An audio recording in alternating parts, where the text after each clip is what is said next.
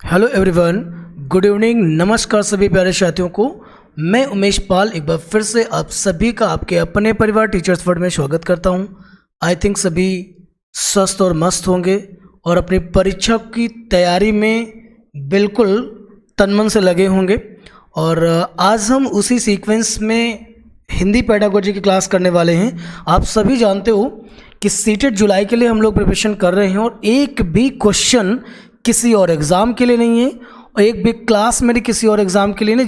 जिन बच्चों को, जिन विद्यार्थियों को बिल्कुल सीटेट वाली क्लास करनी है वो अपने से जुड़े, पढ़ें और आगे बढ़ें। आप सब जानते हो कि पेडागोजी अपने एग्ज़ाम के लिए कितना महत्वपूर्ण है। उसी को ध्यान में रखते हुए आज हम लोग हिंदी पेडागोजी क्लास नंबर 9 करने वाले हैं। इससे पहले हम लोग 8 क्लासेस पेडागोजी सेक्शन की कर चुके हैं, जिसमें से 2 कॉम्प्रहेंशन मतलब पैसेज के लिए भी कर चुके हैं। महत्वपूर्ण प्रश्न है भैया, बिल्कुल सत्य बात है। 100% सीटेट पास करने वाली क्लास, ठीक है। चलिए आज की क्लास को शुरू करते हैं और जानते हैं कि आप कितना स्कोर कर सकते हो। 15 नंबर की क्लास होगी हमारी, 15 क्वेश्चंस की। एक एक नंबर बेटा बहुत ही महत्वपूर्ण होता है, ध्यान से पढ़िएगा। उससे पहले सेशन को लाइक, शेयर और सब्सक्राइब करना बिल्कुल मत भूलिएगा। अपने सभी मित्रों को ज़रूर शेयर कर दीजिए ताकि वो भी अपनी परीक्षा की तैयारी बिल्कुल सही प्लेटफॉर्म से कर सकें और अपने साथ जुड़ सकें। चलिए क्लास को शुरू करते हैं और पहला क्वेश्चन आपके सामने है। एक बात मैं और कहूँगा कि हमारे साथ आप सब लोग क्वेश्चंस को कीजिएगा और मूल्यांकन कीजिएगा कि आपके कितने क्वेश्चन गलत हो गए। देखिए गलतियों पर ध्यान दीजिएगा, मत ध्यान दीजिएगा कि कितने आपने सही करे हैं। ये बहुत ही महत्वपूर्ण बात मैं कह रहा हूँ आपसे, कितनी गलतियाँ आपने करी हैं इस बात पर ध्यान रखना है विशेष। पहला क्वेश्चन आपके सामने है, साहित्य की किस विधा मतलब होता है टाइप, प्रकार के शिक्षण में ससुर पाठन सर्वाधिक अपेक्षित है। ससुर का मतलब है जहाँ पर आप स्वरों के साथ शुद्ध उच्चारण करते हुए चीज़ों को पढ़ रहे हों। तो निम्नलिखित में से किस विधा में सर्वाधिक ज़रूरी है? तो देखें और पता लगाइए कि क्या उत्तर सही हो सकता है। चलिए मैं आपको समझाता हूँ। देखिए जीवनी नहीं होगा, सबसे पहले समझ लेते हैं कि ये जीवनी, आत्मकथा, संस्मरण, एकांकी क्या चीज़ होती हैं। जीवनी जानते हो क्या होता है? जब किसी विशेष व्यक्ति के चरित्र चित्रण से संबंधित लिखा जाता है तो उसे जीवनी कहते हैं। आत्मकथा का मतलब होता है लेखक द्वारा अपने ही जीवन का वर्णन करने वाली कोई स्टोरी या कथा लिखता है वो, तो उसे आत्मकथा कहेंगे, जिसको आप बायोग्राफी भी बुलाते हो। संस्मरण क्या होता है? संस्मरण का मतलब होता है कि जब कोई लेखक अपनी स्मृति के आधार पर, अपनी यादाश्त के आधार पर किसी विषय या व्यक्ति विशेष के बारे में लिख रहा होता है तो वो संस्मरण कहलाता है, ठीक है। वैसे ही इस प्रश्न का उत्तर जो बनेगा वो एकांकी होता है और एकांकी एक प्रकार का नाटक होता है जिसमें एक अंक होता है और उस अंक का वर्णन उस नाटक में किया जाता है और कम समय अवधि में अपने सभी भावों को प्रस्तुत करने का प्रयास इसमें किया जाता है, ठीक है। तो साहित्य की इस विधा में ससुर पाठन की अपेक्षा रखी जाती है, वो होता है आपका एकांकी। ओके, आई थिंक आपको बात समझ में आ गई होगी और बेटा मैंने हर चीज़ के बारे में आपको एक्सप्लेन कर दिया है। क्वेश्चन नंबर 2 को ध्यान से देखेंगे, आपके सामने आ चुका है। कक्षा 8 में पढ़ने वाली नंदिनी लिखते समय वर्तनी की अशुद्धियाँ करती, मतलब स्पेलिंग एरर है उसको जब वो लिखती है। भाषा शिक्षक के रूप में आप अपनी क्या जिम्मेदारी मानते हैं? आप क्या करोगे? मान लीजिए आपकी कक्षा में पढ़ाने के दौरान कोई एक नंदिनी है, वो स्पेलिंग एरर करती है, किसी चीज़ को लिखती है लेकिन उसमें वर्तनी गलत है, उसको सही करने के लिए सबसे बेहतरीन तरीका आपके पास क्या होगा? पहला ऑप्शन देखेंगे, नंदिनी को समझाना कि वर्तनी की शुद्धता ही लेखन का सशक्त पहलू है। भैया इससे उसके अंदर क्या परिवर्तन होंगे? ये तो वही वाली बात कर दी कि नियमों का पालन कराने के लिए दीवार पर या पोस्टर पर नियम लिख देने से कोई नहीं मानता और ना ही तो कोई सीखता है। आपने कभी ध्यान दिया हो कि जहाँ पर पोस्टर लगा हो कि यहाँ पोस्टर लगाना मना है, तो आपने देखा होगा कि उसके आसपास गंदगी काफ़ी होगी और पोस्टर वहीं लगे होंगे, है ना? तो इससे कोई परिवर्तन नहीं आते। नंदिनी को ऐसे अवसर प्रदान करना कि वे स्वयं उनमें सुधार करें, सबसे बेहतरीन ऑप्शन है। लेकिन फिर भी आगे एक बार देख लेते हैं। जनरली देखो ऑप्शन नंबर सी, सभी अध्यापक सामान्यतः यही करते हैं कि अशुद्धियों को काट दिया जाता है और सही लिख दिया जाता है, और उस सही शब्द को 10-10 बार 20-20 बार जो मर्जी आ जाए अध्यापक की, वो लिख के वो देता है कि जा बेटा 10 बार लिख लाओ, जा 20 बार लिख लाओ। आप समझ लो ना, ये पैटर्न कौन सा है? रोट लर्निंग का है, रट्टा मारना है। और रट्टा मारने का विरोध होता है हमारे यहाँ। हमारी जो शिक्षण शास्त्र है उसमें विद्यार्थियों को रट्टा मारने के लिए मना किया जाता है। नंदिनी को समझाना कि वर्तनी की शुद्धियाँ करने पर उसके अंक काट लिए जाएंगे। आप भय पैदा कर रहे हो, अंकों के आधार पर उसका मूल्यांकन करोगे आप, और ये तो आपका हो ही नहीं रहा था। उत्तर क्या बना? नंदिनी को ऐसे अवसर दें जिससे कि वह अपनी गलतियों को स्वयं सुधार सके। बात समझ में आ गई? बच्चा हम ना आपको ऐसे पढ़ाएंगे कि आप एक एक ऑप्शन को एलिमिनेट करना सीख जाओगे। मेरी क्लास में थोड़ा सा वक्त लगेगा, सिंपल है, क्योंकि जब ज़्यादा समझाना होगा तो वक्त तो देना पड़ेगा, और अगर हम वक्त दे रहे हैं तो आपको भी देना चाहिए। हर क्वेश्चन को बारीकी से देखेंगे, समझेंगे, और एक एक प्रश्न मजबूती के साथ पढ़ेंगे। बहुत प्यारे क्वेश्चन हैं। क्वेश्चन नंबर 3 आप देख लीजिएगा कि निम्नलिखित में से कौन सा प्रश्न संदर्भ में व्याकरण को पुष्ट करता है। तो मैं सबसे पहले आपको समझा दूं कि ये संदर्भ में व्याकरण क्या होता है। देखिए, व्याकरण पढ़ाने के 2 तरीके होते हैं, तरीके कई सारे होते हैं। जनरली 2 तरीके बहुत फेमस हैं जो चलन में होते हैं। एक तरीका ये होता है कि व्याकरण को पढ़ा दिया जाए और उसकी उपयोगिता कहाँ है इस बात पर कोई ध्यान न दिया जाए। ठीक है, आपने ध्यान दिया होगा कि लैंग्वेज और ग्रामर के 2 अलग अलग विषय हम लिए घूमते हैं। ग्रामर का टीचर अलग होगा, लैंग्वेज का टीचर अलग होगा, दोनों को अलग अलग तरीके से पढ़ा जा रहा, समझ नहीं आ रहा, जबकि दोनों ही एक ही हैं। लेकिन हम व्याकरण को अलग से याद कर रहे हैं, उसको तैयार कर रहे हैं, उसका टेस्ट अलग से होगा, और जो हमारा लैंग्वेज है उसको हम अलग से सीख रहे हैं। संदर्भ में व्याकरण सबसे बेहतरीन तरीका होता है व्याकरण को सिखाने का। इसमें होता क्या है भैया कि व्याकरण के जिस सेक्शन को हमें पढ़ाना होता है, हम ऐसे गद्य या स्टोरी को चूज कर लेते हैं जिसमें सबसे ज़्यादा उसका उपयोग किया गया होता है, और हम एक कॉम्प्रिहेंशन के थ्रू ग्रामर को पॉइंट आउट करते चलेंगे कि जैसे सपोज दैट मुझे पार्ट्स ऑफ स्पीच पढ़ानी है, और पार्ट्स ऑफ स्पीच में इंग्लिश या हिंदी दोनों की बात कर रहा हूँ, लैंग्वेज कोई भी हो, तो पार्ट्स ऑफ स्पीच की बात कर रहा हूँ, शब्द भेद की बात कर रहा हूँ, तो एक कोई हिंदी का मैंने पैसेज उठा लिया जिसमें संज्ञा, सर्वनाम, विशेषण, क्रिया, ये जितने भी हैं सब उसमें बहुतायत प्रयोग में आए हैं। तो हमने जो सपोज दैट मान लीजिए 4 आ गए, संज्ञा, सर्वनाम, विशेषण और क्रिया। अब हमने सबसे पहला एक्सप्लेनेशन इन्हीं के ऊपर दिया और हर सेक्शन को, हर वाक्य को अंडरलाइन करना शुरू कर दिया और समझाया कि कौन सा विशेषण होता है, विशेषण होती क्या चीज़ है। तो इससे बच्चे जो होते हैं ना कॉन्सेप्चुअल ग्रामर को सीख लेते हैं। इसे कहा जाता है संदर्भ में व्याकरण। ठीक है, चलिए पढ़ो आप, सुनो, बताओ क्या उत्तर हो सकता है। ठीक है, मैं क्वेश्चन को मैंने बंद कर दिया है जानबूझ के, घर घर आपकी ही चर्चा है। घर घर आपकी ही चर्चा है। अच्छा, घर घर शब्द क्या होता है? पुनरावृत्ति, या इसको पुनरुक्त शब्द कहा जाता है, जो बार बार आता, रिपीट होता है। वाक्य में घर शब्द की पुनरावृत्ति से अर्थ पर क्या प्रभाव पड़ता है? अगर इसको हम पढ़ेंगे तो ये ऑप्शन आपका संदर्भ में व्याकरण के लिए सत्य माना जाएगा, बाकी के ऑप्शन नहीं है। इस पर ज़्यादा चर्चा नहीं करेंगे क्योंकि मैंने काफ़ी वक्त ले लिया इस क्वेश्चन पे। अगले क्वेश्चन पे हम लोग जा रहे हैं।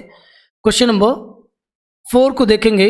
उच्च प्राथमिक स्तर पर हिंदी भाषा की पाठ्यपुस्तक का निर्माण करते हुए आपके लिए सबसे कम क्या महत्वपूर्ण है?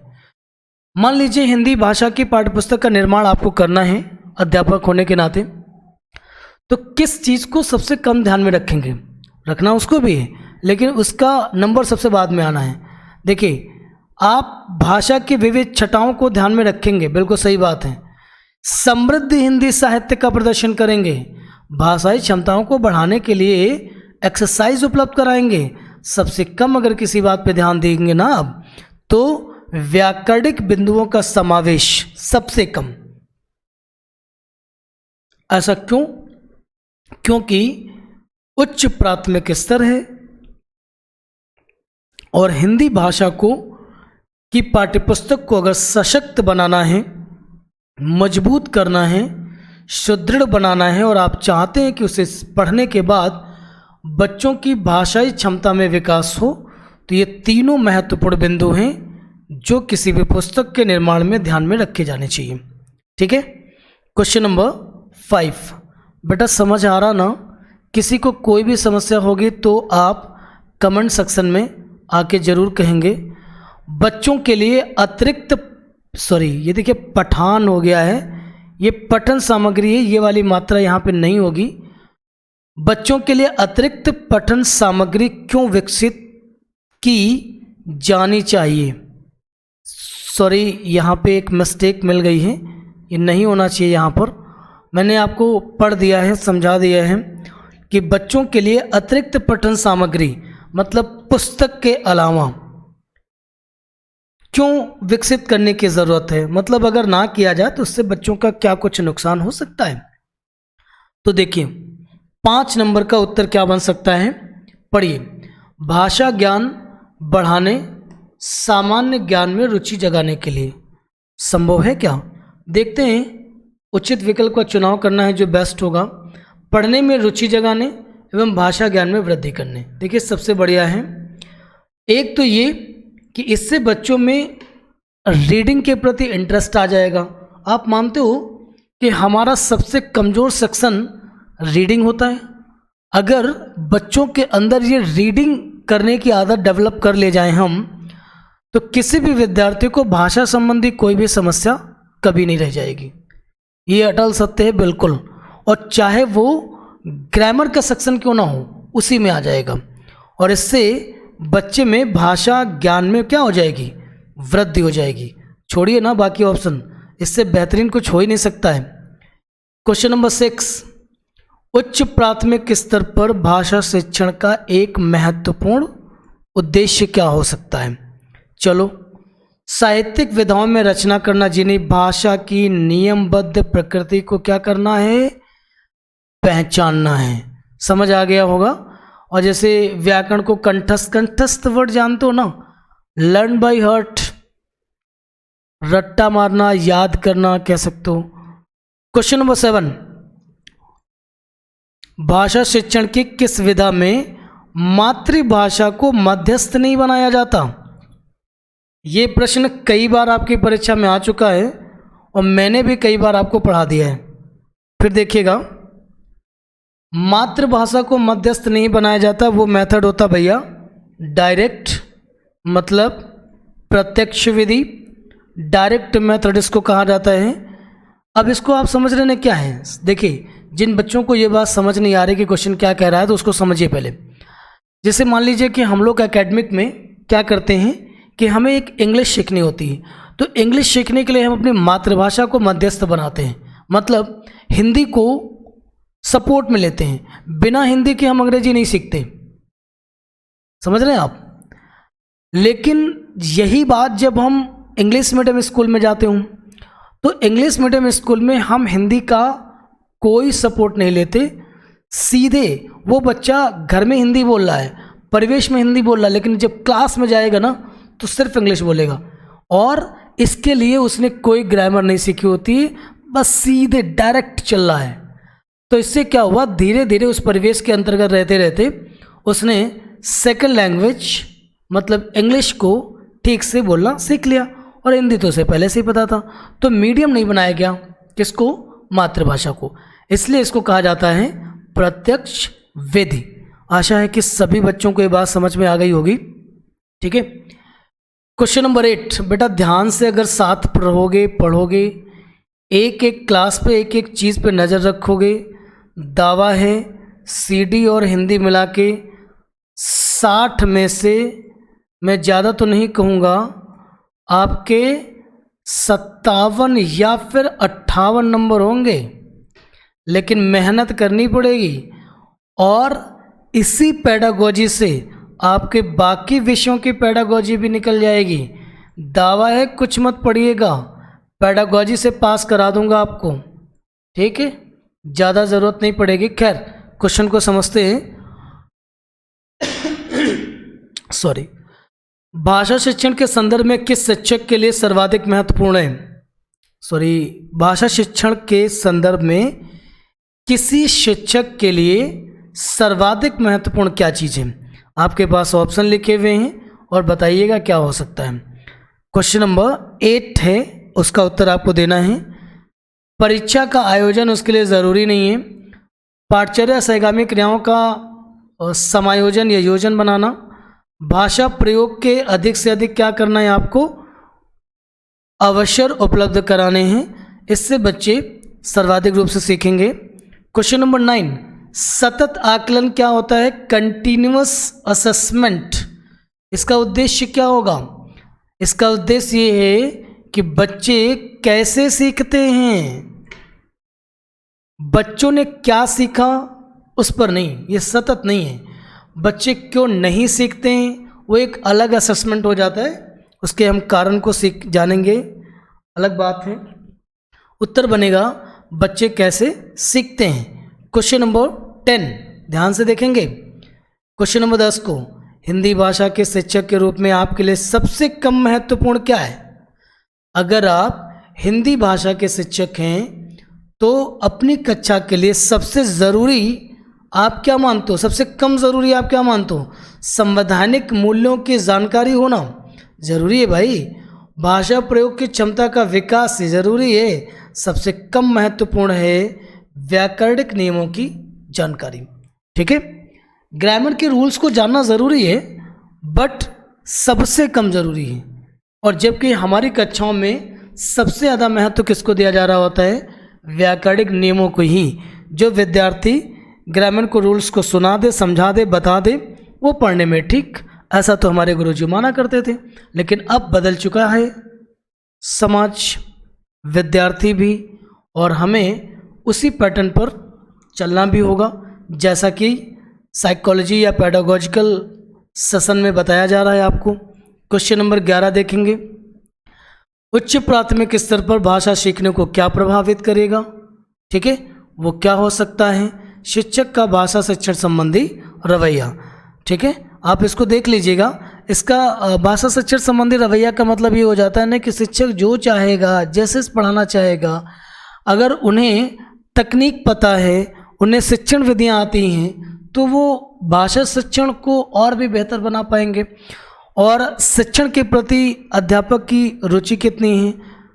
देखिए, कुछ अध्यापक, कहना नहीं चाहिए, लेकिन कुछ अध्यापक होते हैं जिनमें अध्यापक होने के कोई गुण नहीं होते, इसलिए वो कभी भी एक बहुत अच्छी लर्निंग को वो नहीं करा सकते।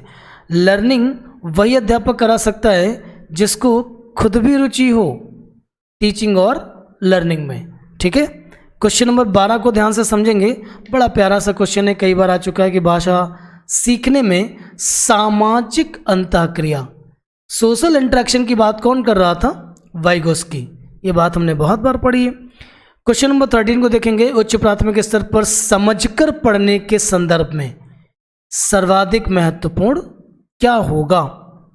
तो कुछ नहीं है, किसी लिखित सामग्री का निहितार्थ समझना, मतलब जिस सामग्री को आप पढ़ रहे हैं उसके मूल भाव, मूल अर्थ को समझना। अगर ये समझना आपको आता है तब तो पढ़ना ठीक है, सार्थक है।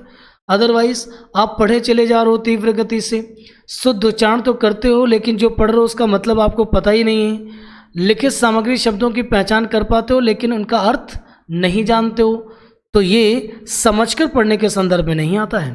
क्लियर है? क्वेश्चन नंबर 14 बच्चा, बहुत ही बेहतरीन प्रश्न है, बहुत मेहनत से बनाया जाता है, लगाते हैं उसे हम आपकी परीक्षा में, आपको बेहतरीन सपोर्ट, एक अच्छा सपोर्ट देने के लिए। इसलिए आप भी एक एक क्वेश्चन को मजबूती के साथ पढ़ें और सीखें, स्कोर बढ़ाएं अपना। उच्च प्राथमिक स्तर पर बच्चों की मौखिक अभिव्यक्ति का सतत आकलन करने के लिए सर्वाधिक उचित तरीका कौन सा है? बच्चों का सतत आकलन करना है तो बच्चों से प्रश्न पूछना होगा, प्रतिक्रिया व्यक्त करनी होगी, परिचर्चा भी करा दो। उत्तर क्या सही? उक्त सभी, ये वाला उत्तर सही। ओके, चलिए, अच्छा चलिए कुछ समझा देते हैं, इसमें देख लेते हैं एक बार। उच्च प्राथमिक स्तर पर बच्चों को मौखिक अभिव्यक्ति का, मौखिक अभिव्यक्ति समझते हो ना, बच्चे की बोलचाल की भाषा। अगर आप चाहते हो कि इसका सतत आकलन हो, जानते हो क्या है, कई बार बच्चे काफ़ी बड़े हो जाते हैं भैया, उन्हें प्रश्न करने का तरीका नहीं होता। मैं जैसे कभी कभी ऑफलाइन क्लास लेता हूँ जब, तो कई बार हमारे यहाँ भी बच्चे ऐसे हो जाते हैं कि उनको प्रश्न कैसे किया जाना चाहिए इस बात का अनुमान ही नहीं है। एक तो उनका जो अनुतान है, इंटोनेशन है, जैसे आप समझते होंगे कि जो इंटोनेशन होता है, मतलब हाई एंड लो पिच जिसको आप बुलाते हो या नोट्स कहते हो, या आप ये कह सकते हो कि बोलने का तरीका, लहजा जिसको आप कहते हो, तो वो नहीं होता है। अध्यापक से कैसे प्रश्न किया जाए, ये कई बार विद्यार्थी ना जो पूछना चाहता है वो कह ही नहीं पाता है। तो मौखिक अभिव्यक्ति उसकी क्या है, खराब है, गड़बड़ है, विकसित नहीं हो पाई। प्रतिक्रिया, रिएक्ट करना बहुत ज़रूरी होता है। कई बार गुरुजी बोले चले जा रहे हो तो विद्यार्थी को कोई मतलब ही नहीं होता, इधर उधर ताक झांक कर रहा है वो ना, तो रिएक्शन जरूरी है और डिबेट बहुत ज़रूरी है। चर्चा जरूर करी जानी चाहिए। और चर्चा से याद आया कि आप सबके लिए चर्चा से संबंधित अभी आगे मैं क्लास स्टार्ट करने वाला हूं, जहां पर आपको अवसर मिलेंगे चर्चा करने के। ठीक है, चलिए बने रहिए, सब कुछ देखने को मिलेगा अपने प्लेटफॉर्म पे। क्वेश्चन नंबर 15 को बेटा ध्यान से देखेंगे। उच्च प्राथमिक स्तर पर हिंदी भाषा शिक्षण के लिए क्या अपेक्षित नहीं है, मतलब ज़रूरी क्या नहीं है? ऑप्शन नंबर बी, सुनकर शब्द सा दोहराने की क्षमता, मतलब जो कहा जाए उसे सुन लो, रट लो और उसे कह दो। तो ये रट्टा पद्धति है। स्वाध्यायशीलता पढ़ने की, मतलब जिसको आप कह सकते हो कि सेल्फ स्टडी करने की आदत, भाषा प्रयोग करने की क्षमता का विकास, चिंतनशीलता का विकास, ये तो करना ही करना होगा। ठीक है, तो चलिए आज की क्लास को यहीं पर वाइंड अप करेंगे और आप सबको आशा है कि पूरी क्लास समझ में आ गई होगी ठीक से, और बहुत प्यारे प्यारे क्वेश्चंस लगे हैं। किसी को कोई बच्चा समस्या हो तो कमेंट बॉक्स में आके ज़रूर बता दीजिएगा। ठीक है, और ईश्वर ने चाहा कि जो हम लोग उद्देश्य लेके चल रहे हैं ये वाला, तो ज़रूर पूरा हो जाएगा, है ना। और सेशन को लाइक और शेयर करना बिल्कुल मत भूलिएगा। ठीक है, अगली क्लास हम लोग फिर से CDP की करेंगे। थैंक यू सो मच आज के लिए।